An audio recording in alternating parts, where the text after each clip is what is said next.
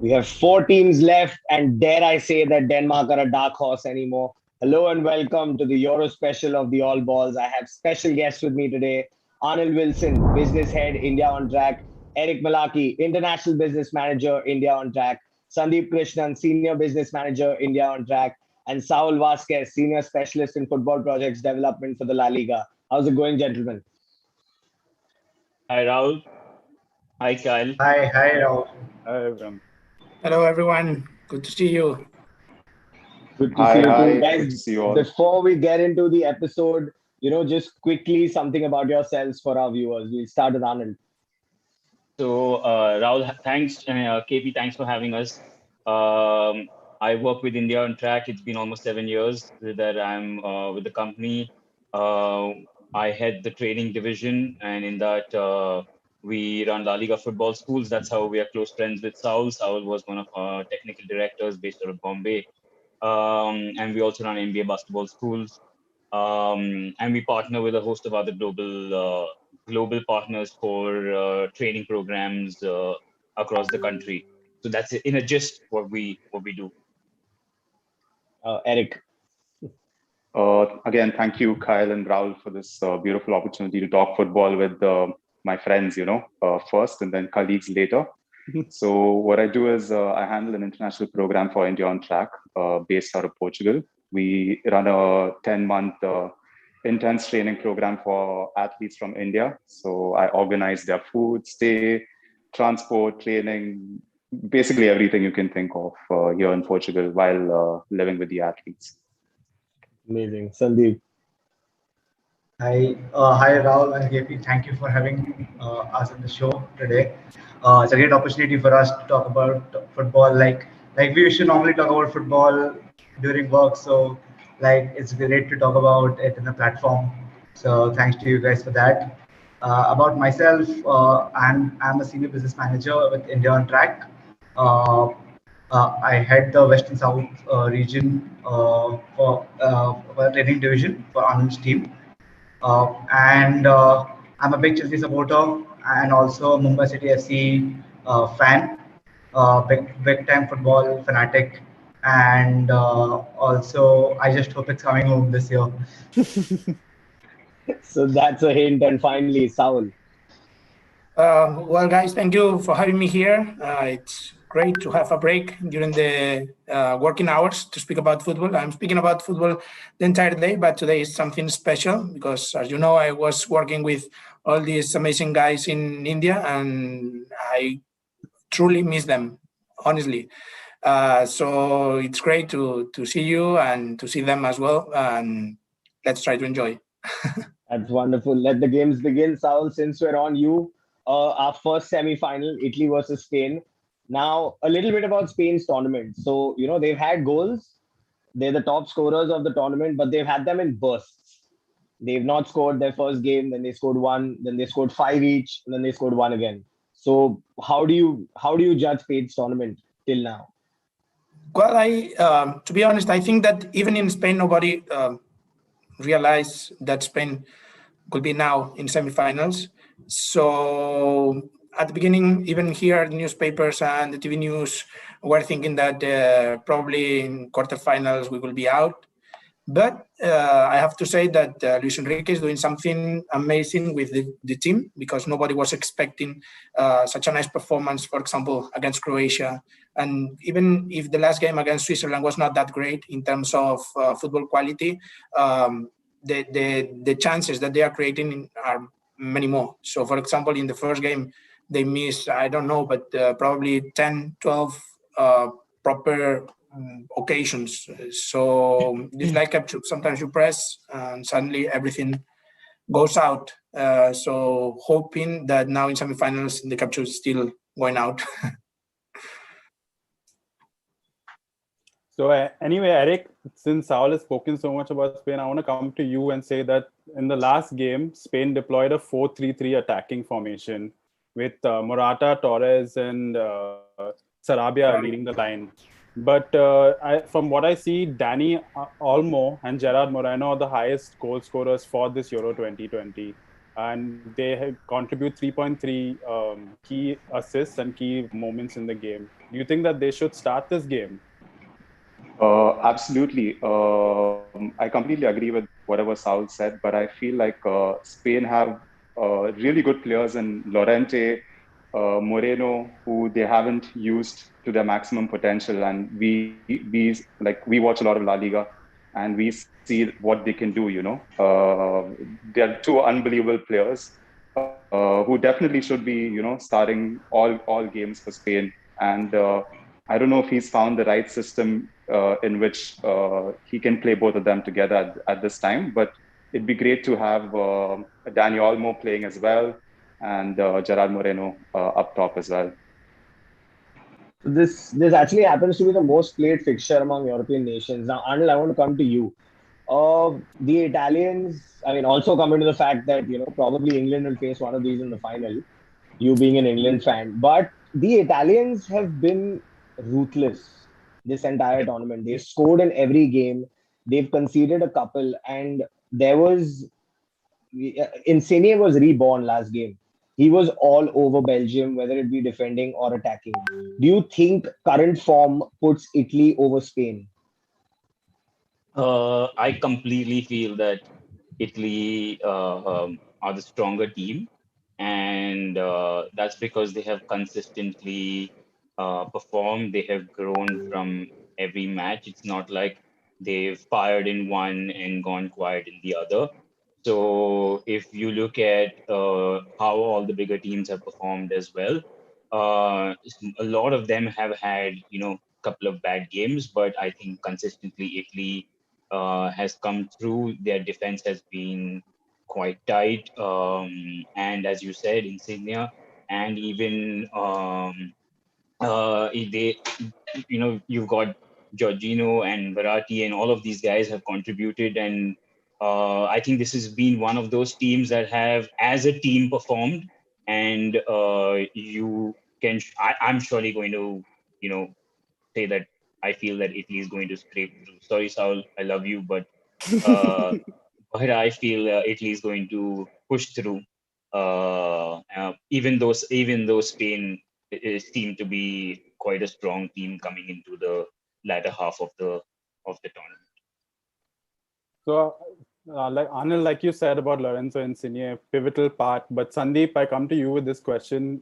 Insigne, many of us don't watch the Serie A, but for Napoli, he is that pivotal man in that Napoleon team. But for this Italian team, he's been involved in 13 goals in his last 15 appearances for Italy in all competitions. And again, we saw that decisive goal in that 2-1 win over Belgium. How important is it for him to play, considering the fact that we're not going to see a Spinazzola playing right behind him? So, like, over the years, he's been pretty consistent in this area and been pretty crucial, as you mentioned, for Napoli. And since start of the tournament in the Euros, like, he's been pretty crucial for Italy's success in the front. They are a pretty much balanced team, and Insigne is one of the key players that maintains the balance up front. So he is pretty much crucial for the game against Spain. I just hope that like Italy, like Spinazzola is also like he had a phenomenal Euro.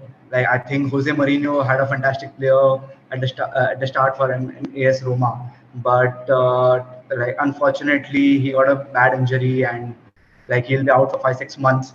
But I think like this balanced Italy side will take over Spain, and Insigne is going to be a very crucial part to this attack. And I just hope like he goes. Okay, so now this one's actually Eric and Saul. I want to address you both on this one. Now, while we've seen Italy play a consistent lineup, except for that last game of the group stage, where they gave the second string side as such a chance. Now, do you think Enrique is having selection problems? Because Morata was taken off early in the second half against Switzerland. Alba and Gaia have been playing. Eric Garcia has been coming in. We've not seen too much of Alcantara. Moreno getting bits and pieces, Olmo coming on only when Sarabia got injured. So is this a selection crisis? Does he not know his best 11? Yeah, Rahul, Eric, please. I think you hit the nail on the head with that because I don't think he has found his centre back pairing yet because it's been Eric Garcia and Laporte for some games, and then the other two, Pau Torres and Laporte, and for the other games. So I don't think he knows what his strongest lineup is, but that's normal, for a quality with the team, with the kind of team that Spain have. It's a headache for any manager in the world to make them play the way they want to play with so much quality. So definitely a problem, but they're creating chances right from game one, and even like Saul said, last game it was the mistake that led to Switzerland scoring. I thought they were very good defensively, but they seem to have a mistake in them, in the past games as we've seen. But if they can cancel that out, I think they can give a very good battle. It's never wise to, underestimate the Spaniards. I think they can come out good at the end of the game. And Saul, do you agree, or do you think that it's just because of freshness of players or just change of tactics? I think that Luis Enrique is special in terms of that, for example, the selected players are not probably the selected. If we were Spanish coaches, we won't select those for sure.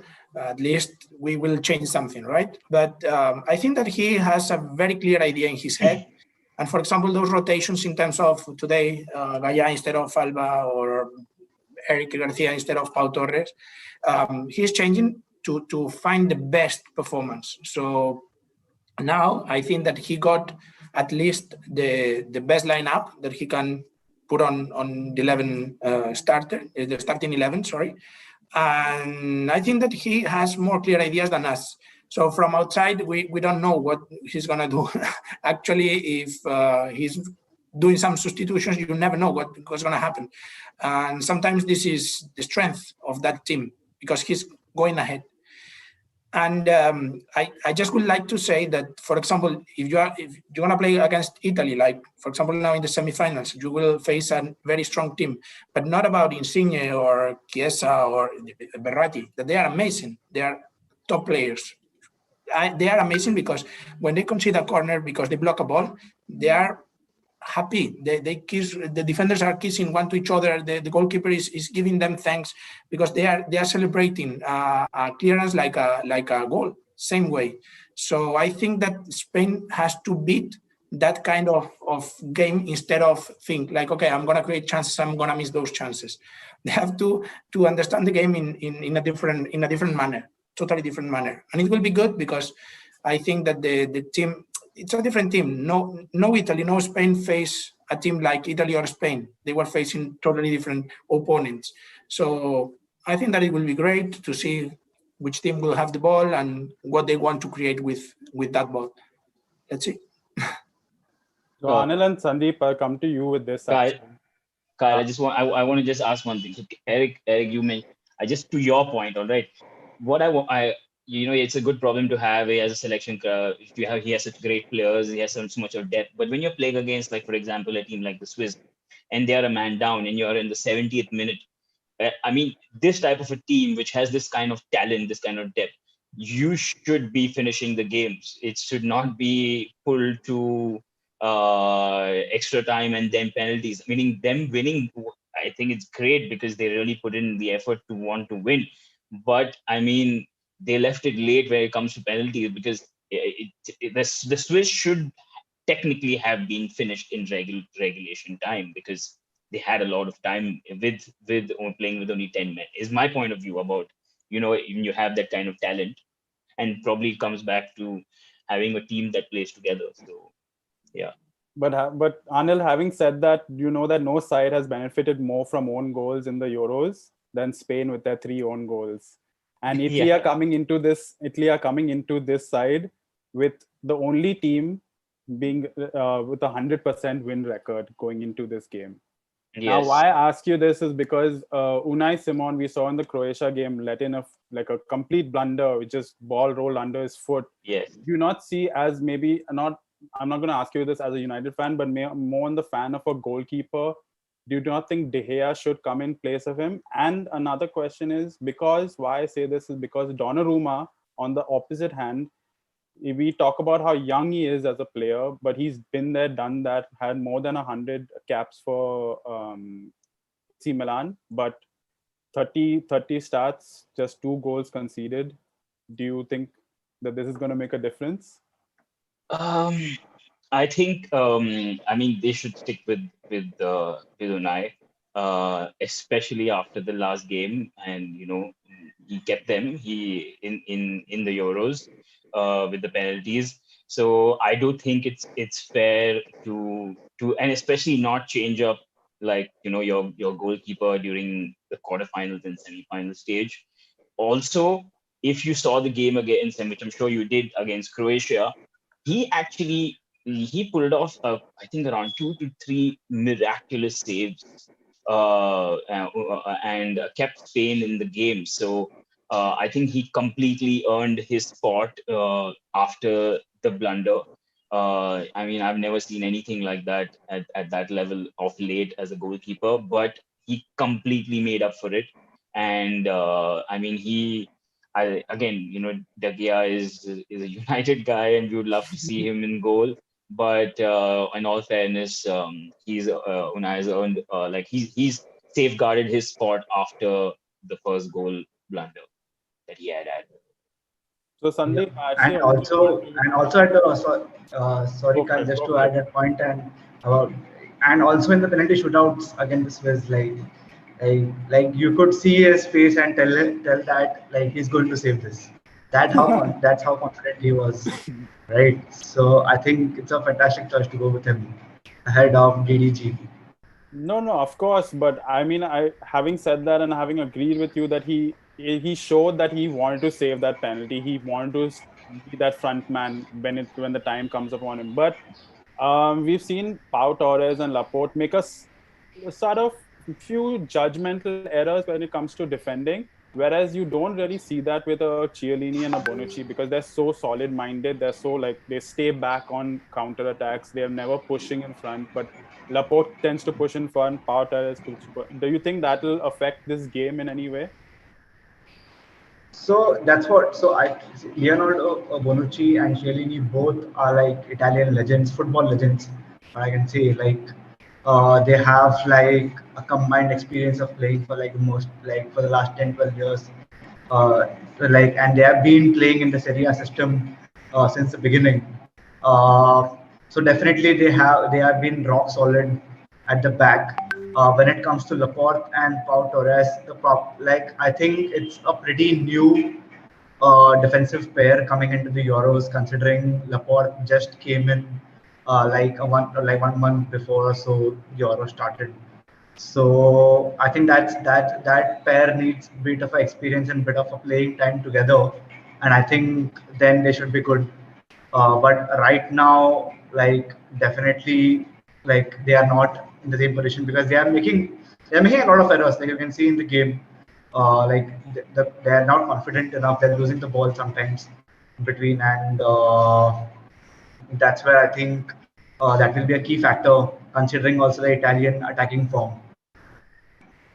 And also, I mean, Saul, I'll bring this one to you. Now, we've seen with Spain that they have come under pressure very easily. Even though, they didn't concede against Sweden, but when Sweden piled the pressure on, they created a couple of chances quickly. So did Poland. Slovakia, not so much. But again, Croatia and Switzerland, when they created chances against Spain came in bulk. Now, is that down to the fact that it's lack of experience, as in compared to the Italian centre backs, where Austria piled the pressure on? Belgium probably was the only other test that they had, but it was at the end the number one team in the world they were playing. So now, is it going to be a youth versus experience kind of battle, and is that going to determine the game? Quite a good question. I don't know if this will be the key point. It will be one of them. As I mentioned before, Chiellini and Bonucci are playing together since they are young, because they are a proper couple. And for example, in Spain, Pau Torres and Laporte or even Eric Garcia, they were not playing till now in the Euro Cup because Sergio Ramos was playing the entire games before, and even Mario Hermoso, well, Nacho, Luis Enrique was trying with different central backs. So now those are new. It's a very short tournament. So this can be one of the key points. For example, Bonucci and Chiellini are playing together during the leagues or competitions in the national team, and in Spain this can be a weak point. But I have to say that probably the key point will be where the ball it's going to be during the game. So if Spain is able to play always in the opponent's half, Pau Torres and Laporte, or Eric Garcia and Laporte, or Eric Garcia and Pau Torres will have less opportunities or less chances to create bad occasion against themselves. So probably this will be the key point. And in the other hand, Chiellini and Bonucci, I think that they will have to work a little bit more than till now. So just to clear that point, if Spain is ready to combine in the same way that they did it against Croatia, for example, that it was a good game, I think that they will have some problems to at least understand the Spanish movements in attack, because Morata is not a proper striker, fixed striker that Bonucci and Chiellini love, because they just have to fight against one guy in the same position all the time. Morata is moving, you never know where he is. Pedri appears from second line, Koke is always unmarking and trying to finish in the game, but I think that's one of the key points. But I can't say who's gonna create the difference. Probably Spain, but who knows? I don't know. And Eric, do you agree? Because one great man once said that attacks will win you games, but defense will win you tournaments. Now, is that the case? Is that going to be the difference in this game? Because again, you have two veterans playing against probably two centre backs or three centre backs who are relatively new on the circuit, and they are missing a leader like Sergio Ramos. Let's not forget. So, is that going to be, the difference? I think Italy have a very good capacity to control the game. They can. I feel like from the games that I've watched, when they want to defend, they can defend. When they want to attack, they can attack, and the midfielders really help in that. In I don't know what the word in English, but like in circulating the ball. Like faster, slower. So they're very good with controlling these moments of the game. And I think that experience definitely helps, having two guys who played with each other for the longest time, it definitely helps. And like Saul said, in the end, I feel like it's going to be a mental battle of like, related to emotions rather than what happens on the pitch. Anyway, well, this is as Rahul said earlier, this is the meeting between Italy and Spain is the most played fixture across the major tournaments in the world. So, Sandeep, can I get your predictions for this game? I'll go for 2-1 to Italy. Ooh. Anil? Same. Exactly same. And just a second. And just one second, Eric, what do you mean? I was just going to ask, what do you mean by I don't know what the word in English is? Because I was thinking in Portuguese, and then suddenly I just remembered the equivalent, not the exact same word. It's because here in South Europe we speak proper football language. We have more detailed language to speak about football. That's why Eric now is improving a lot. Yeah. Yeah, 2-1 KP. So we have 2-1s now. Saul, let's not forget that Spain took Italy to the cleaners in the finals in 2012, but also lost out to them in 2016. So keeping that and the current form in mind, while I know your heart is with Spain, what is your mind say? If I speak with my heart, probably I will say 3-1 Spain. But if I think and I speak with my mind, I'll say 2-2 penalty spots. And let's see. Ulai Simon, hero again. That will be actually a very good fight in the penalty shootout. Donnarumma versus Ulai Simon. That will be like a proper Kennedy should not fight, I think. A proper heart If it attack. happens. Yeah. Yeah. And finally, Eric. I think it's going to be a draw too, maybe 1-1.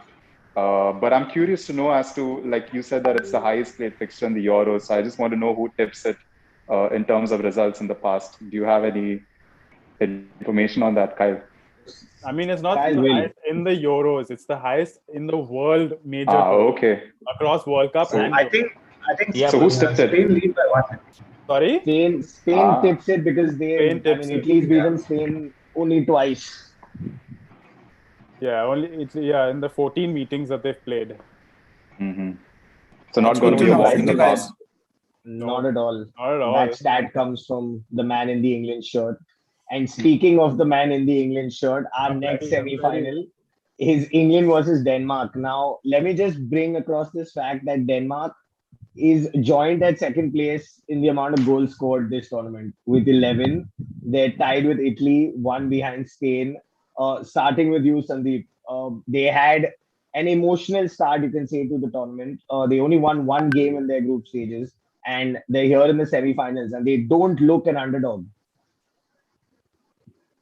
Yeah.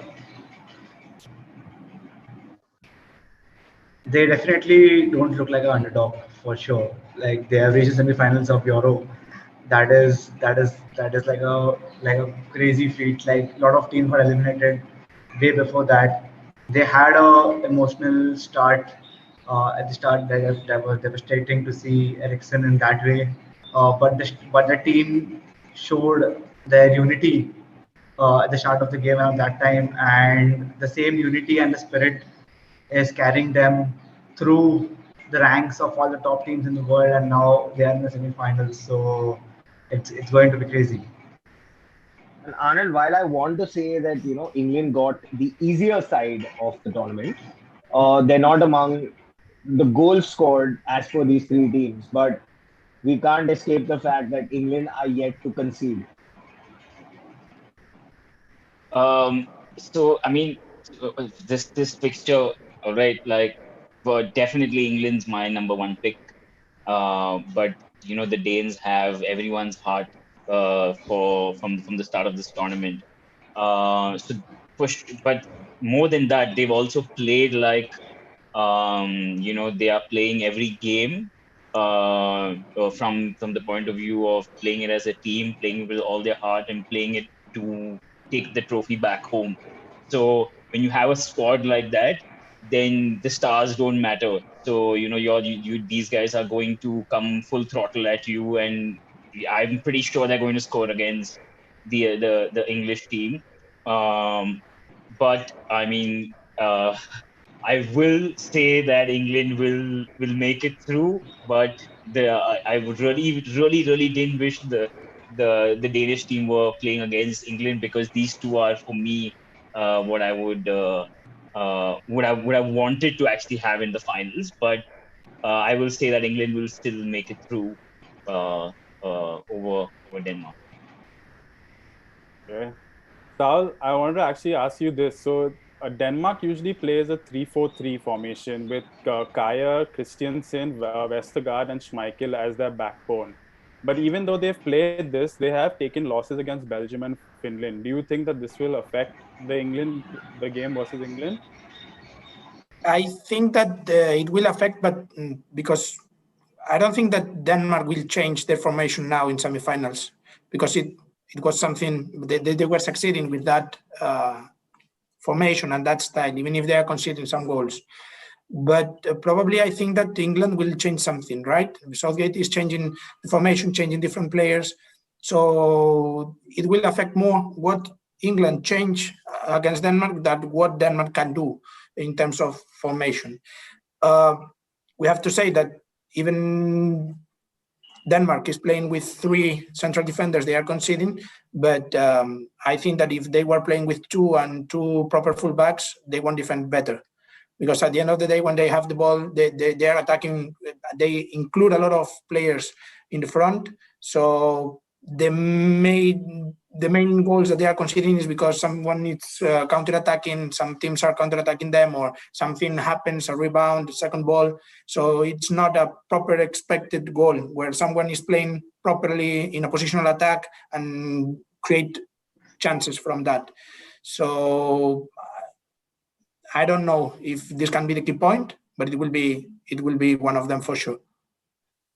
So having said that, Saul, I wanted to ask you this, Eric, as well, that Kasper Dolberg has 3 goals for Denmark in Euro 2020. He's the only Danish player to have scored more in a single competition, which is the World Cup and the Euros combined. But he also has players like a Højbjerg and Delaney behind him.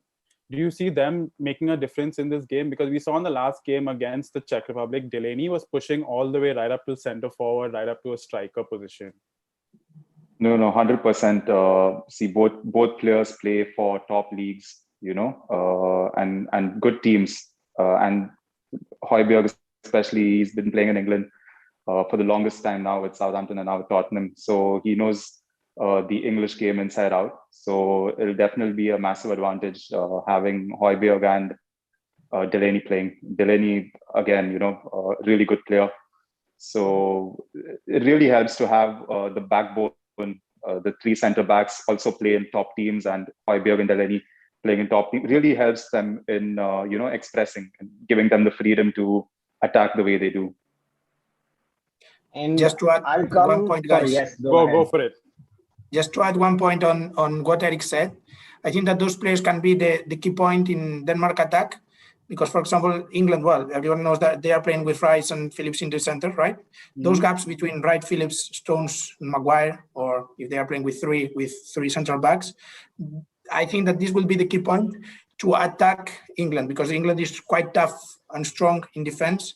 But if they are ready to play between those players and creating some misunderstanding between them, this will be the key point to beat England, obviously. But Saul, now that you've said that, from what I see, Denmark have had 7 different goal scorers so far at the Euros. Do you think that will make a difference going into this game? Could be, but they need to generate something there in the center. Because even if they don't have one top scorer, or they have one, but many of them are scoring, they have to generate something in the middle. Because England is playing too tight, very, I don't know how to say that word in English, but they are a proper block. So if they are able to introduce balls in the center to create those misunderstandings between players, then any Denmark player or any Danish player can score. But they need to create the chances from the center, attracting the center to distract outside. And I think that Denmark is really good doing that. Sandeep, the last 6 meetings, England have only won 1. While there have been 3 draws, Denmark have won 2. Now, again, I asked Saul this question for Spain. I want to ask you this for England. Is it a good selection problem? Because we've seen Grealish come on and change games. He's not got a start. We finally saw Sancho get a start. We've not seen Rashford that much in the tournament. Is it a good selection problem? Do you think Southgate he's got his defense ready, and then he will change attackers? Or is he still not sure what his front 3 should be? Because we've seen Mount, we've seen Foden, Sterling and Kane, yes, they're in the goals, but the others are not constant.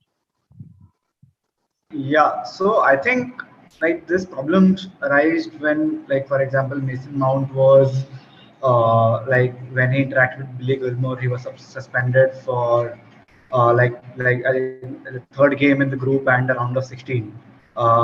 That's where opportunities for players to come in and go out charted actually. Jack Grealish, definitely, I think he is the biggest prospect right now in English football. I love him, and I think for me he's a magic man. You should definitely play him at any given condition. You saw the game against Germany, you brought Jack Grealish on and he changed the game, changed the tempo of the game. Immediately, two goals came in. So that's definitely one of the things that England should do, to definitely start Jack Grealish. Sancho was also pretty good in the last game, so I think he also deserves a start. But that's the best part, right? Because all the players who are being given a chance are performing right? So then, if you're Southgate, then you are in a position that whom to pick, whom not to pick. So I think it's a very good selection problem to have because all your players are in form. Like like Sterling, when we started the Euros, he was like people were not that confident with Sterling starting initially, but then he proved everyone wrong, right? Like he was critical in the attack, like he scored goals at left, right, and center. Uh, like change everyone opinion. So I think it's a very good selection problem to have Southgate, but I still go that definitely Grealish should start ahead. So yeah, that's my take here. And Eric, he took a couple of games before the back four, were finally stable. Uh, Rice and Phillips in the center as well. There was also a joke that England played 8 defenders against Germany and still came out 2-0 winners. Do you think Denmark now, if they get the first goal, is going to rattle England? Because they did that versus Belgium. Again, a special KDB performance to sink Denmark in that game.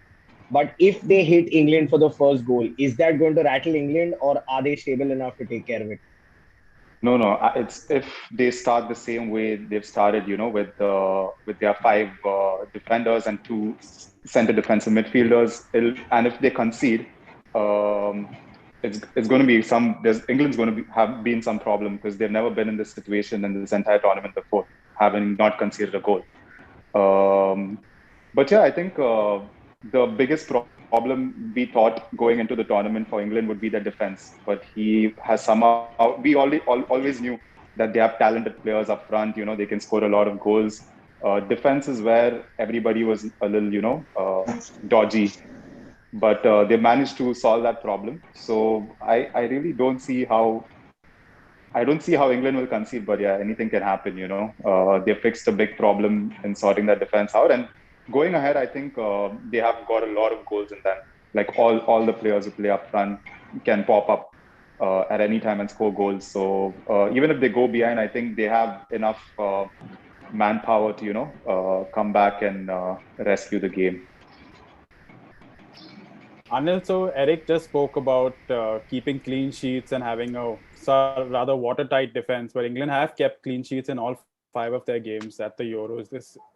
No team has gone with 6 clean sheets in a single edition of the World Cup. I mean, of the Euros, sorry, or World Cup, in both combination of the tournaments.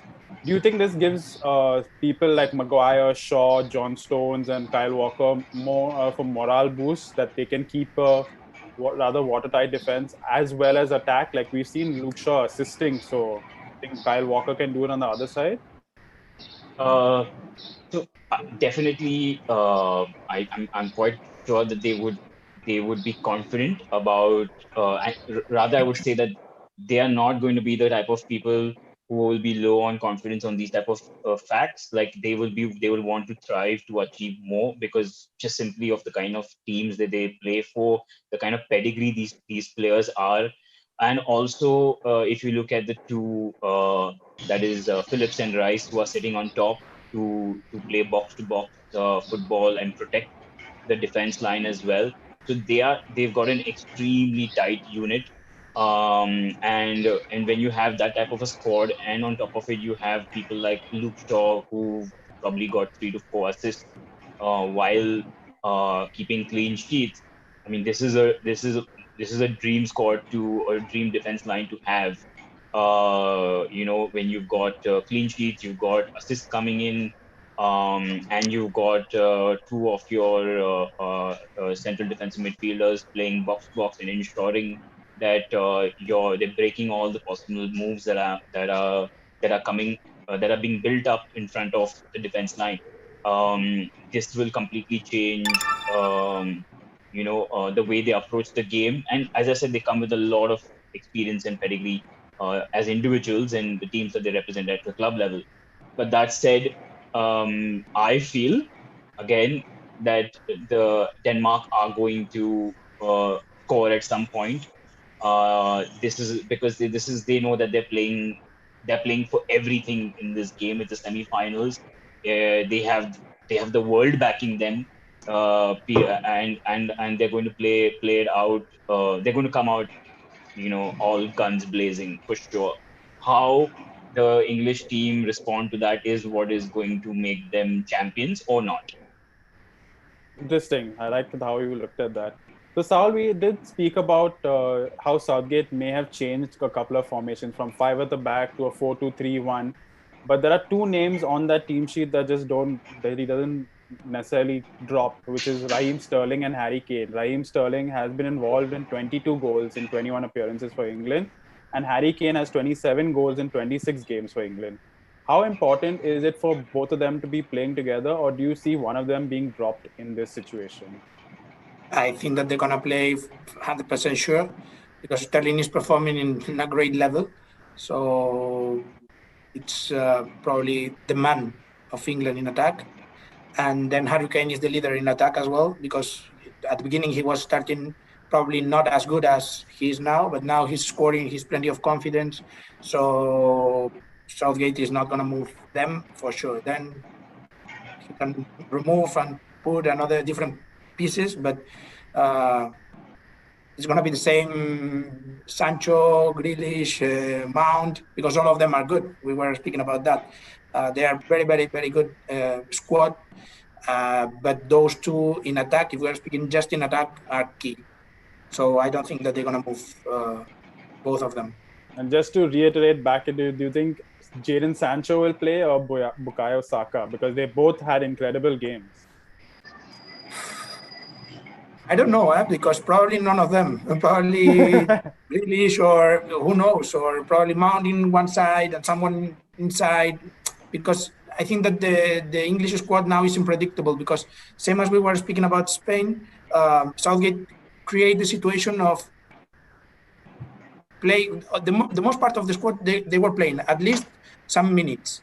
So now they are important to create this team power, this teamwork. So any of them, probably if you Grealish, I think. I don't know why, but it's a vibe that I have. Probably will play. And Saul, I actually wanted to ask you this from a coach's perspective. Now, I've always had this doubt where, Denmark is now playing a 3/5 at the back, and England will probably go in with the 4 at the back. Which one is the most stable lineup? With the 3 at the back, your defenders are spread out. Your wingbacks move forward. They're not really sure when to come back, whether or not to come back. You have that little comfort in your mind that one of your 3 centre backs will have you covered. Whereas you don't have that in the 4 of the back. So you're a little more vigilant on the ball. So which one for you is the most suitable defensive strategy? Not for a team in particular, but just as a defensive strategy. I always answer with the same word, and it depends. Everything depends on your players, on the style of play that you have. For example, if you have Stones and Rice in front, it doesn't matter if Shaw is putting a cross in the other box, because you have the manpower to create this triangle, this defensive triangle, create 2 lines, even if you are receiving a counter attack, and you can solve it easily. But for example, in other teams, you have to play with 3 central backs, because probably one of them is slow and they cannot run behind, or probably your midfielder is not a proper stopper, it's not a proper holding midfielder, and you need to create a block just in one line. So everything depends of your players and which one is your idea of football.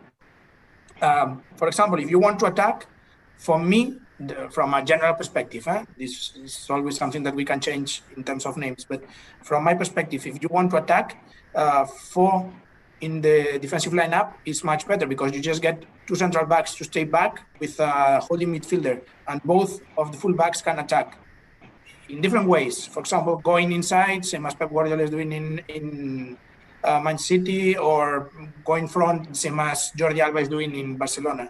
So you can create different systems and changing the positions to create what do you want. But for example, if your right defender is not that deep, is not going forward, so probably it's much better to have 3 but that's depend on, if you put me names, I will create an idea with those names, because everything depends on the player's characteristics, everything. And I think on that note, we're going to get into predictions, Sandeep. starting with you, is it coming home? Definitely, yes. I think this is the Already time to home. break the semi-final jinx. Yeah, this like come on, like I think this is where it all comes down to. Uh, just hoping for a 2-0 again, again a clean sheet, like keeping it simple. 2-0 for England. And the other England fan, Anil. 3-1. 3-1. Eric. I think 2-0 as well. I think it'll be comfortable playing in front of Wembley. I think the allotment was 58,000 English fans and 2,000 Danish fans. So I think it'll be comfortable. Unfortunately, technically and tactically, I think England are a lot better. And Saul, finally, who do you want to face in the finals? Same as before, if I think with my heart, I would say 2-2, penalty spot, Denmark pass. But it's not going to happen, probably because those kind of games are quite sensitive. Denmark is playing, and in the first game, everybody knows what's happened, so they have a little extra power. But England playing home, a lot of fans in stadium. Wembley is huge. It's the first time that they want, or they are close to win the Euro Cup. Probably, if I think with my brain, 2-1. Let's say 2-1 for England. Okay. And I'm going to take a step forward here. And who's going to pick the trophy up, Eric? Ooh, tough one, huh? I think it's going to be Italy. Yeah, because my initial prediction was France, and that just went out of the window. You're one of those, or? Don't look too closely into my predictions. Arnold. I mean, of course, England. For sure. This is the heart. No, what does the mind say? No, completely England. There is no two ways about this. So I'm guessing Sandeep is going to second that. Yeah, heart and mind both England. Rahul, the first and only time a United and a Chelsea supporter are going to wholeheartedly agree to something. It's probably the longest time a United fan has seen Harry Maguire keep 3 clean sheets in a row. I think it's the longest time Harry Maguire has seen clean sheets himself. But finally coming to your tournament winner. Sorry, say again? Who's going to pick the trophy up? Well, if I want to go safe home today, I have to say Spain, of course. But if Spain misses the chance to reach the final, I think that Italy will be the winner. And yes, Sandeep, you were saying something. Yeah, I was saying that this is the first time I'm agreeing with Arnold. Like, especially in like football predictions and like supporting the same team. Never happened. Like in the last 5 years, I've been knowing him. And to one of the biggest England fans I know, and I want to ask him this on camera, my co-host Kyle, I want a scoreline for the game. I mean, you want what my heart says or what my mind is saying? Or what the flag at the window says, but give me a score. I will look at the flag and tell you that then. I don't know. I'm just hoping that the 4-0 victory over the Ukraine gives this team some sort of boost and confidence to just go out there and like prove everyone, because everyone has just been shitting on England for the whole tournament. Harry Kane's not doing this, Raheem Sterling's not doing this. So I hope for a 2-0 or a 3-0, because fingers crossed they scored as many goals against Ukraine as they did in the previous games leading up to that game. So anything but a 2-0. I thought you were going to say 8-0 there in that logic. But gentlemen, thank you so much for joining us. Thank you for taking out the time and speaking about the sport we love the most. Arnold, Eric, Saul, Sandeep, thank you for your time. Thank you for joining us. Hope you enjoyed yourselves. Stay home, guys, and stay safe. Thank you so much. Thank you. Thank you. Thank you so much. Thank you so much. Thanks, Rahul. Thanks, KP.